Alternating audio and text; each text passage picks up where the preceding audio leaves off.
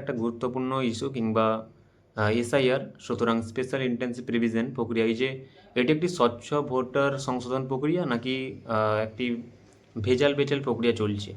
সুতরাং অনেক ক্ষেত্রে অনেক এলিগেশন এরকম আসছে, আমরা তা খবরের মাধ্যমে এবং স্বচ্ছকেও পাশাপাশি আমরা যা দেখছি। 27শে ফেব্রুয়ারি একটি চূড়ান্ত তালিকা বেরিয়েছে, সেখানে দেখা যাচ্ছে যে একজন ওনার নাম ছিল ইন্দ্রজিৎ কুণ্ডু, আর এখন এসছে ইন্দ্রজিৎ কাণ্ডু। সুতরাং বা আলাদা একটা ওয়ার্ড প্রয়োগ হয়ে যেত, তাহলে আলাদা কিছু নাম উঠে আসতো। যাই হোক, আমি আর সে বিষয়ে যাচ্ছি না। এটা একটা মিস্টেক। আর দ্বিতীয় আবার তেমনি আরেকটা সমস্যা এটা উঠে এসছে। অনেক ক্ষেত্রে নামের স্পেলিংয়ের সমস্যা বা নামের বানান ভুল এইরকম আসছে। এই যেখানে দেখা যাচ্ছে মাননীয় বিচারপতি জয়মাল্য বাগচি, আমরা জানি যে মাননীয় বিচারপতি ওনার নামেরও একটা গফিলতি হয়েছে।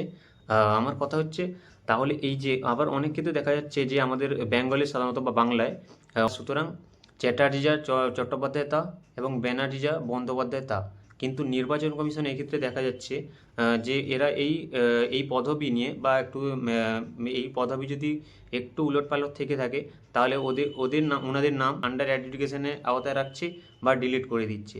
সুতরাং এটা অনুচিত। আর 28 ফেব্রুয়ারি যে চূড়ান্ত ভোটার তালিকা বেরিয়েছে, তার মধ্যে অনেক নাম আছে, কোনো ছবি নেই, কিছু নেই। আচ্ছা, যাই হোক, আমরা জানি যে এআই সফটওয়্যারকে, আর্টিফিশিয়াল ইন্টেলিজেন্সকে কাজে লাগিয়ে দ্রুততার সাথে কাজ করার জন্য নির্বাচন কমিশন এই প্রক্রিয়াগুলো করেছে। আর জ্ঞানেশ কুমার উনিও এটা অ্যাকসেপ্ট করেছেন যে আমরা এর আগেও দেখেছি যে যেগুলো নামের ভুল বা স্পেলিং ভুল, এগুলোর জন্য অনেকের হিয়ারিংয়ে ডাকা হয়েছে, অনেকে আন্ডার অ্যাডজুডিকেশনে ফেলা হয়েছে, বাতিল করা হয়েছে। কিন্তু এই যে নাম গফিলতির দায়ভার কার? বা আই কার্ড যে আছে সেখানে অনেকের নাম ম্যাক্সিমাম ভুল হয়েছে। এই নামের যে একটা মানে শুদ্ধ বানান, ওটা তোলার দায়বদ্ধ কার বা দায়িত্ব কার? নির্বাচন কমিশনের। তাহলে তারা যদি মিস্টেক করে বা তাদের গফিলতিতে আমরা এক্ষেত্রে ভুক্তভোগী হব কী করে? সুতরাং আমাদের এটা একটা ব্যর্থতা। আমরা জানি যারা মৃত ভোটার ওনাদের নাম বাতিল করা হয়েছে, সুতরাং ডিলিটের অপশানে ফেলা হয়েছে। কিন্তু কথা হচ্ছে, যারা জীবিত তাদের যদি মৃত বলে ঘোষণা করে দেয় বা ডিলিটেড বলে অপশানে তাদের ফেলে দেয় বা তাদের বাতিল করে দেয়, তো তারা কোথায় যাবে? আমরা জানি যারা মৃত তাদের পাশে ডিলিট আসছে, ওটা অ্যাকসেপ্টেড, বাট ইটস ওকে। কিন্তু কথা হচ্ছে যারা জীবিত, তাদের অনেক ক্ষেত্রে দেখা যাচ্ছে যে এখানে ডিলিট অপশান আসছে, সুতরাং বাতিল করে দেওয়া হচ্ছে সরাসরিভাবে। কিন্তু আমার প্রশ্ন যে তারা কি প্রয়োজনীয় নথিপত্র দেখাতে পারেনি নাকি তারা মৃত? এই সদুত্তরটা নির্বাচন কমিশনের কাছে কোনো কিছু নেই। সুতরাং এটা একটা ব্যর্থতা। খুবই ইন্টারেস্টিং। জীবিত থাকা মানুষগুলোকে ডিলিট করে দেওয়া মানুষগুলোকে যদি আমি দেখতে পাই চোখের সামনে, সুতরাং আমার মনে হয় কী প্রশ্নটা জাগবে, এ বাবা সে বাংলাদেশি অনুপ্রবেশকারী নাকি এ বা ভূত, নাকি আমি তৎক্ষণিক গিয়ে একটা গুণী মৌলবীকে ডাকবো।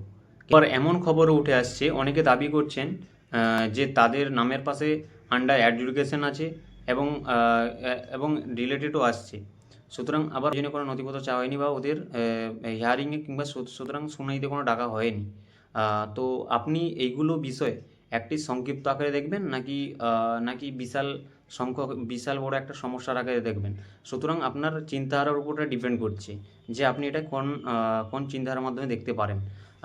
যেখানে 7 কোটি ভোটারের কাছে 7 লক্ষ, এটা সামান্য ব্যাপার, অনেকে যে হতে পারে, কিন্তু না, এই একটাও যদি ভোটার, একটা মানে একটা অরিজিনাল ভোটার যদি বাদ চলে যায়, তাহলে এর দায়ভারটা কার? সুতরাং খুবই একটা রেসপন্সিবল ম্যাটার। এটা খুবই একটা রেসপন্সিবল এবং সেন্সিটিভ ম্যাটার। এটা প্রত্যেকের একটা বিচক্ষণতার সহিত দেখা উচিত।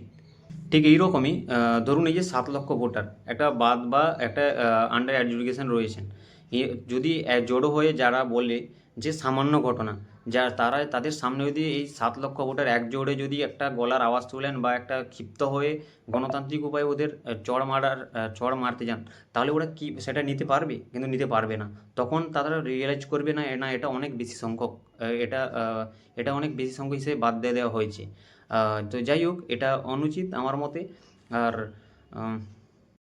আপনার নিজস্বতা দিয়ে কিংবা একটা ব্যক্তিগত মনোভাব দিয়ে ওটা দেখুন যে আপনাকে ধরুন একটা প্রয়োজনীয় যারা ডকুমেন্টগুলো চাইছিল বা হিয়ারিংয়ে ডাকার জন্য, সেগুলো আপনি প্রয়োজনীয় সেই ডকুমেন্ট বা নথিপত্র দিয়ে জমা দিয়েছেন, বা আপনাকে সেরকম ডাকা হয়নি বা বা সেখানে আপনার যে বিএলও সে আপনাকে কোনো কিছু ইনফর্ম করেনি, অথচ আপনাকে সে অ্যাডজুডিকেশন বা ডিলেটেড অপশানে ফেলা হয়েছে।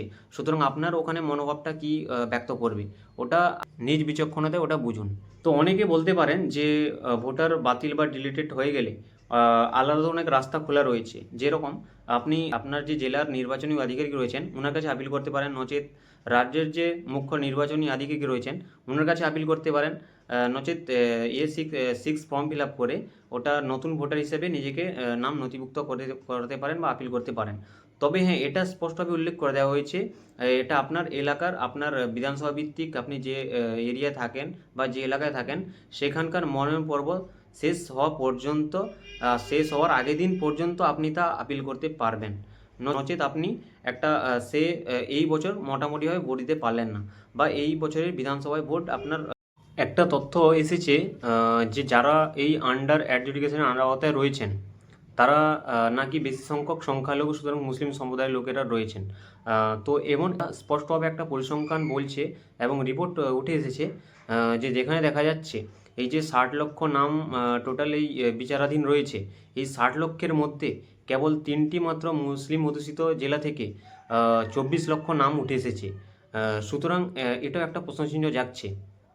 সেই রকমই একজন মালদার সুজাপুর বিধানসভার বাসিন্দা, তিনি অভিযোগ করছেন যে উনার বাবা মায়ের নাম 2002 ভোটার লিস্টে ছিল এবং তিনি পাসপোর্ট জমা দিয়েছেন, পঞ্চায়েতের হলফনামা জমা দিয়েছেন, বিডিও ডিক্লারেশন জমা দিয়েছেন, অথচ তার নাম অ্যাডজুডিকেশনের আন্ডারে রয়েছে।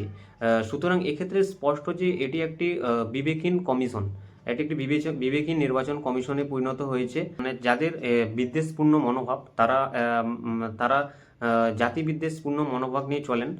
ওরা ভাবতেই পারেন যে ওদের তো নাম বাদ দেওয়া হয়েছে, এতে কি হয়েছে। আবার যদি আপনি একটু লিবারেল কিংবা মুক্তমনা মানুষ হন, তাহলে আপনি ভাববেন, আপনি বলতেই পারেন যে এটা তো বিচারাধীন রয়েছে, কিংবা এর তো প্রয়োজনীয় কাগজপত্র রয়েছে, এতে চিন্তা করার কি আছে। দেখুন, এটা একটা আমি উদাহরণস্বরূপ তুলে ধরলাম, কিন্তু আপনারা জানেন যে একটা পাসপোর্ট করতে গেলে কী পরিমাণ গভীর গভীর তদন্ত করা হয় এবং কী পরিমাণ একটা মানুষকে ভোগান্তির শিকার হতে হয়। যাই হোক, এই পাসপোর্টকেও অনেক ক্ষেত্রে গোল্ডেন ডকুমেন্ট হিসেবেও বিবেচনা করা হয়। সুতরাং এক্ষেত্রে স্পষ্ট যে বা নির্বাচন কমিশন আতস কাচের মাধ্যমে এটা কাদের পরীক্ষা নিতে চাইছে, এটাও একটা প্রশ্ন জাগছে। যাই হোক, আশা করব তবে একটা আমি কথা ক্লিয়ার করে দিই শেষে, যে এটা একটা এখনও বিচারাধীন রয়েছে, সুতরাং এখনও তথ্য আরও উঠে আসবে।